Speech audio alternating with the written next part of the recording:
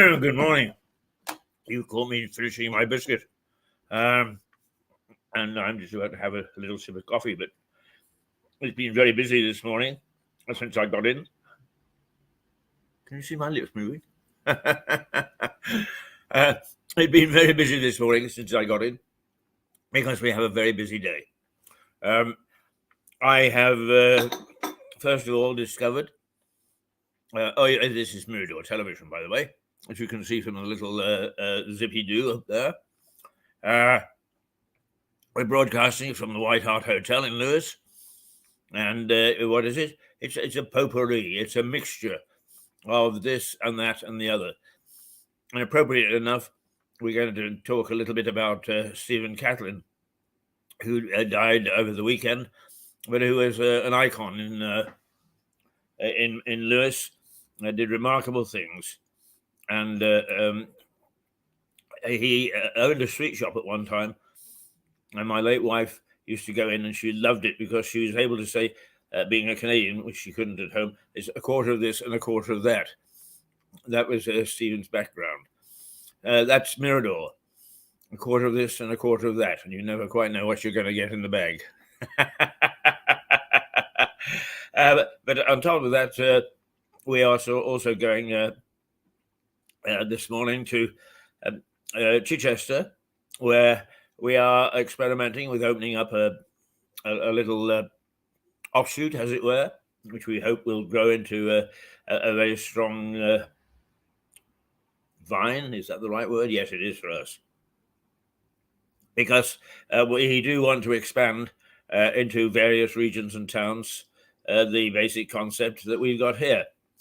Why bother you, some people may say. But then there are others who like the fact that this is a hybrid type of television operation. It's new, it's different, it's experimental. We have fun doing it. Some people have fun watching it. So why not spread the good part, and the bad part we can leave with those people who don't like it, because they can shut off. Sometimes they do. All right. So it is very busy, and John Henty will be along with some more tales of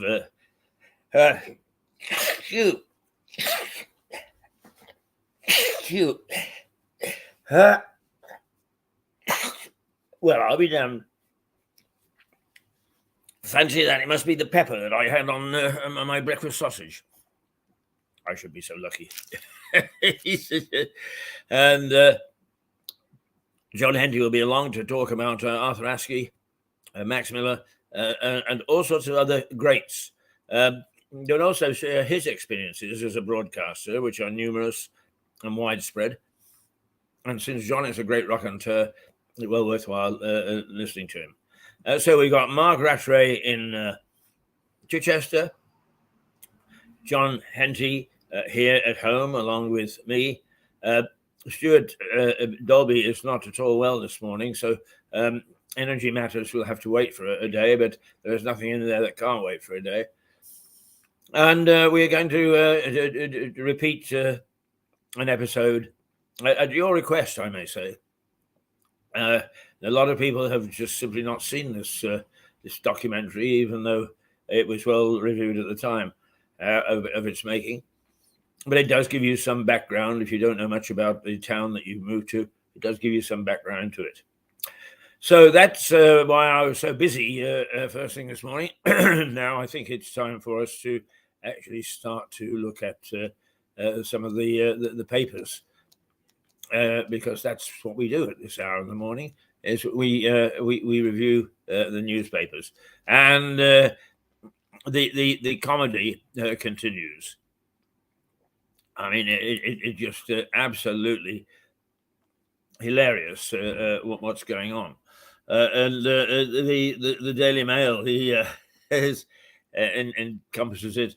Its headline, he said, he must have longed for the schmaltzy embrace of Oprah. And of course, why would you know? It is talking about Harry's appearance in court yesterday, in which he was given a pretty torrid time by the Defense Counsel. Harry is suing a newspaper because they, according to him, they hacked his phone and did all sorts of naughty things to get stories, and he's suing them. Yes,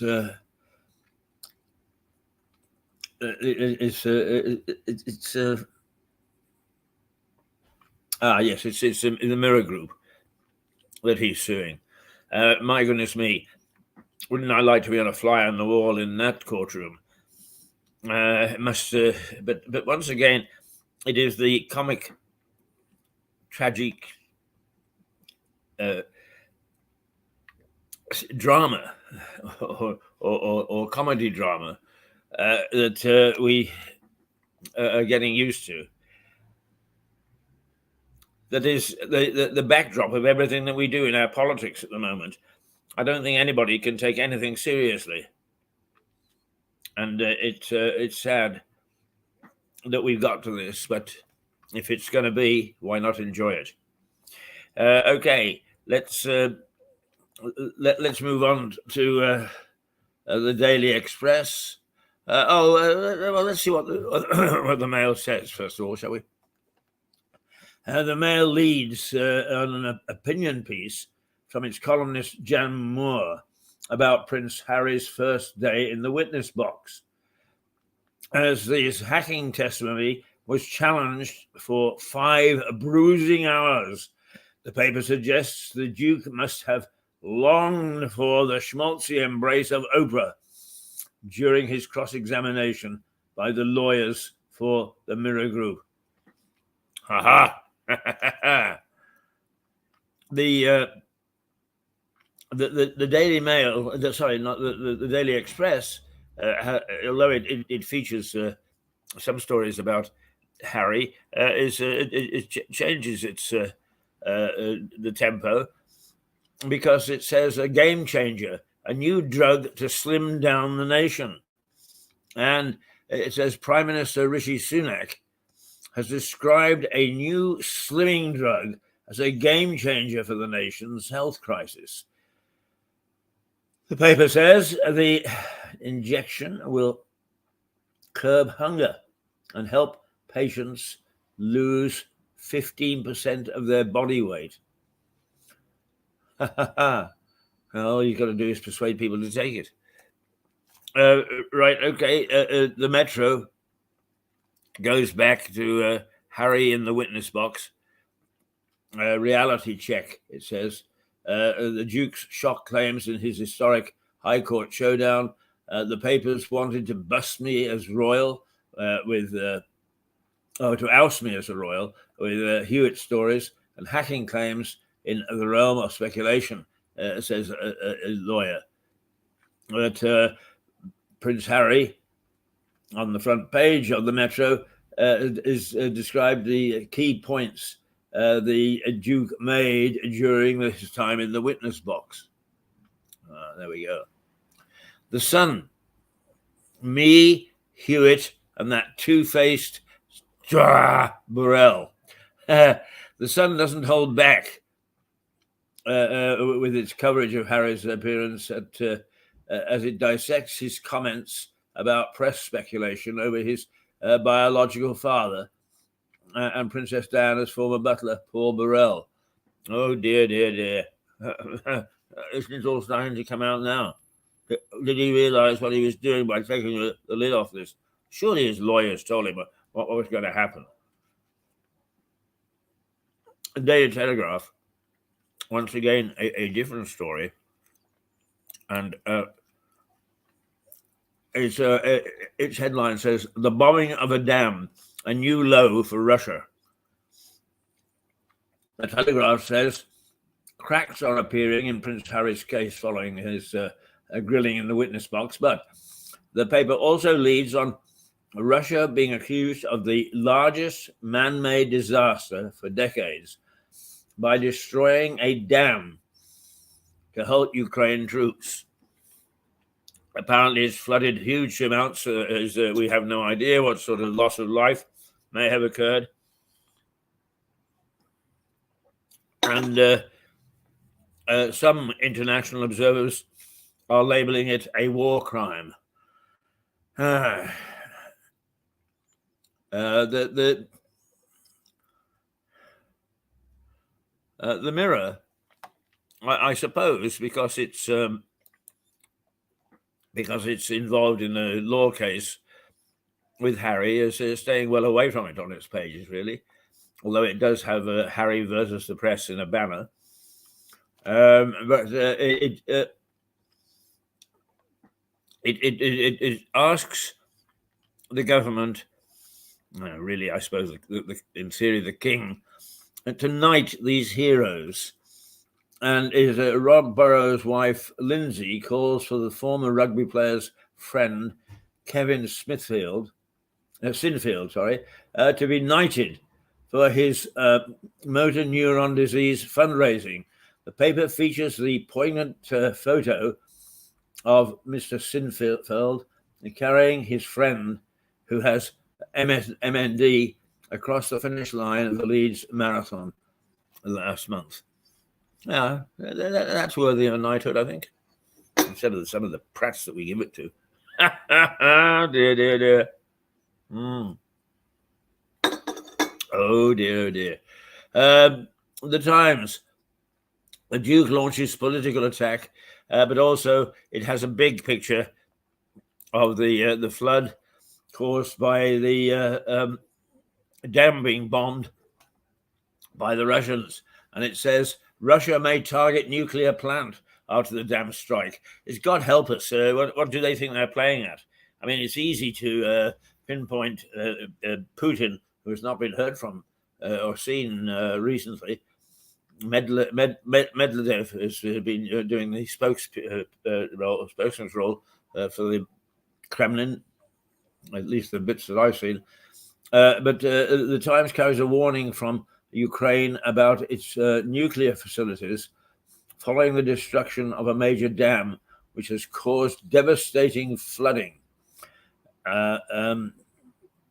So that is a major worry, is will the Russians stop bombing this dam?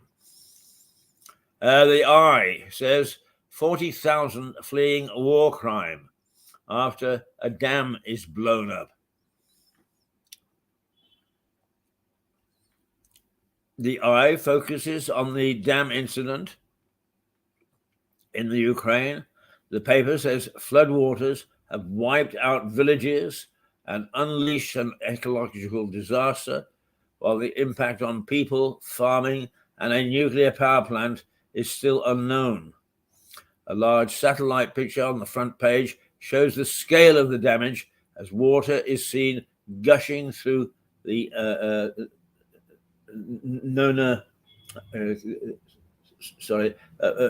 through the dam. I'm not even going to try and pronounce, despite the fact that I spent time in Ukraine, I'm not going to try and pronounce it. The same theme in the Financial Times. Financial Times, which often ignores what's going on in the world to look at its own economic stories, is minded to headline the bombing of the dam. Russia sets off environmental bomb by breaching the dam, Zelensky claims. And that's the theme of the paper. The FT includes a satellite image of the dam on its front page, adding that Ukraine's President Zelensky called it a bomb of mass environmental damage. Now, we go to the Star, my dear old Star, that sometimes actually brings a smile to my face, because it's when the rest of us are going to war, it talks about little green men and that sort of thing. But today its headline says Inspector Clueless, and it's having a go at the police. And it says the police failed to solve a single burglary in half of the country. Officers are accused of giving in to scumbags. The Star has taken the approach, and it says police failed to solve a single burglary in almost half of England and Wales. Well. We are in a mess, aren't we?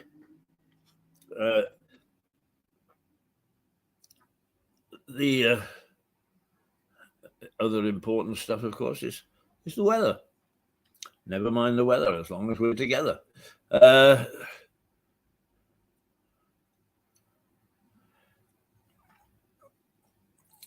It's not readily available this morning, the way it normally is. The way they chop and change with these things. But here we go.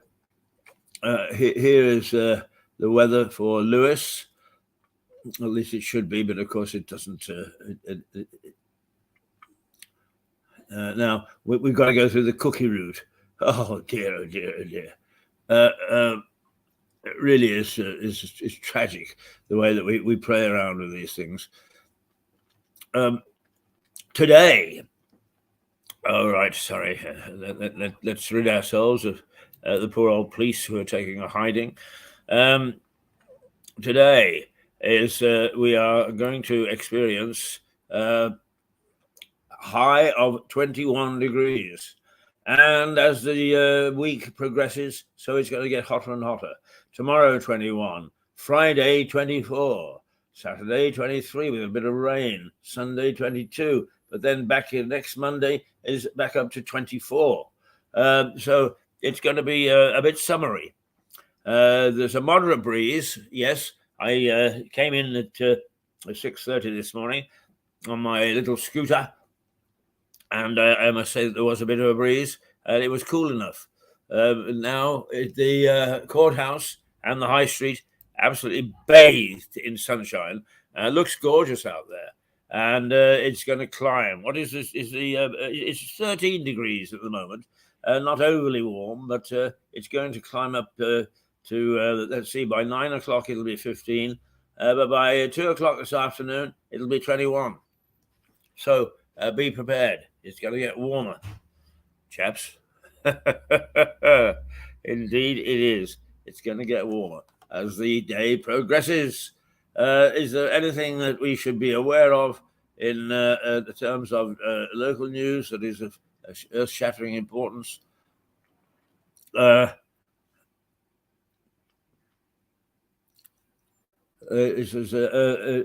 Immeasurable sadness after the city carnival is cancelled.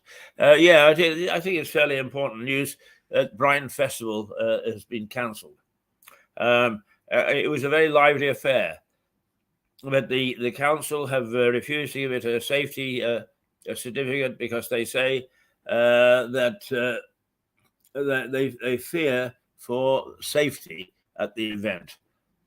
Immeasurable sadness after the Brighton Carnival cancelled over safety fears. It's planned this coming Saturday, but after careful consideration and concerns for public safety, if only this thing would stop jumping around, the Hove City Council, Brighton and Hove City Council, who grant permission for the free carnival, have said that they have had to withdraw permission as public safety could not be assured at the event. And why can't it be? The carnival, which aims to bring everyone in the city and afar together to celebrate diversity and inclusivity, was supposed to take place on Madeira Drive from 12 noon until 10 p.m. on Saturday.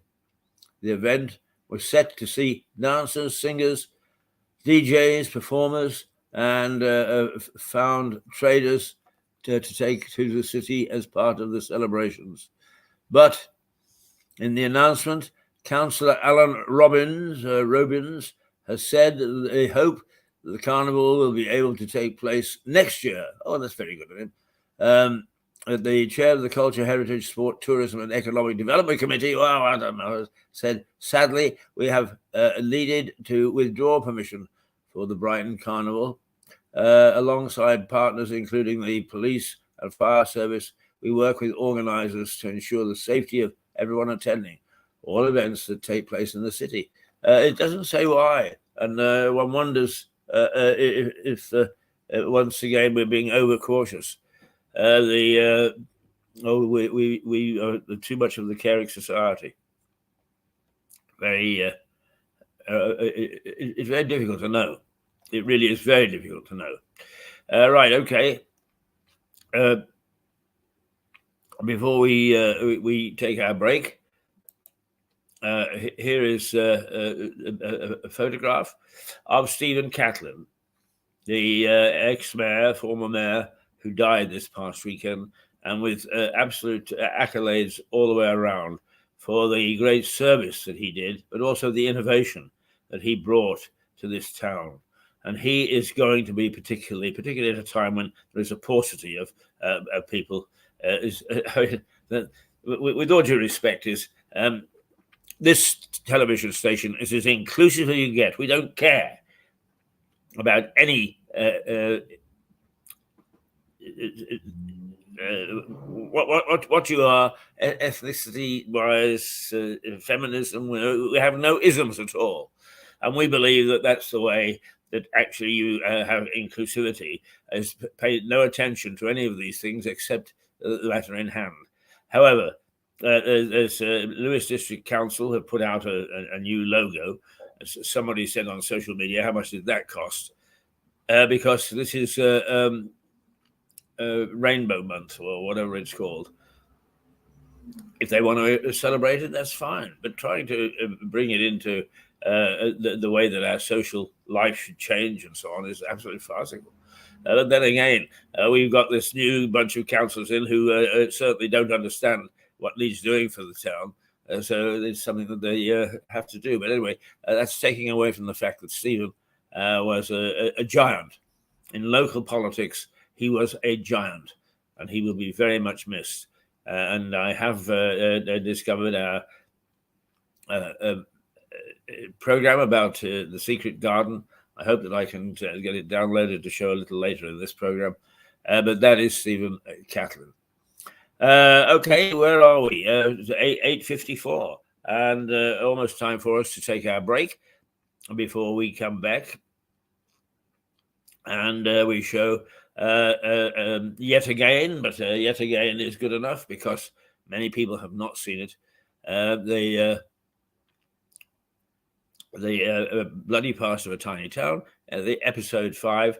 This week we have shown episode 5 and episode 6 to remind people of what it's from. But as many of you have come on to social media, incidentally, I am grateful to those people who, when I posted Stephen's death on social media, I didn't quite know what to expect. But well over 2,000 of you have paid their respects and said nice things about Stephen Catlin, and so they should. And so we feel very keenly that we should pay homage and tribute to this lovely man. Right, there's another lovely man. Not in the same league, I'm afraid. He's way above me. Although he was a personal friend, he was a neighbour.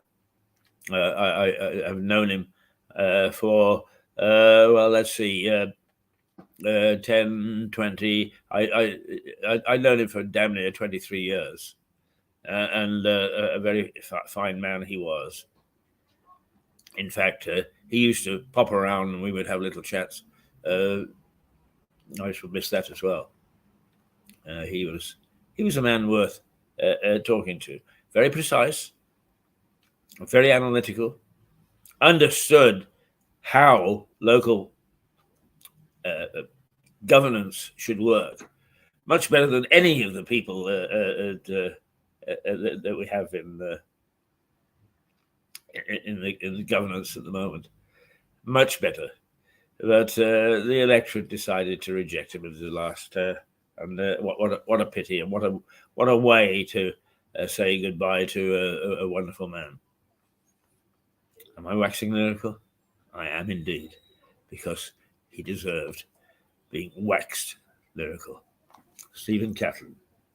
Now, is there anything else that we should be paying attention to?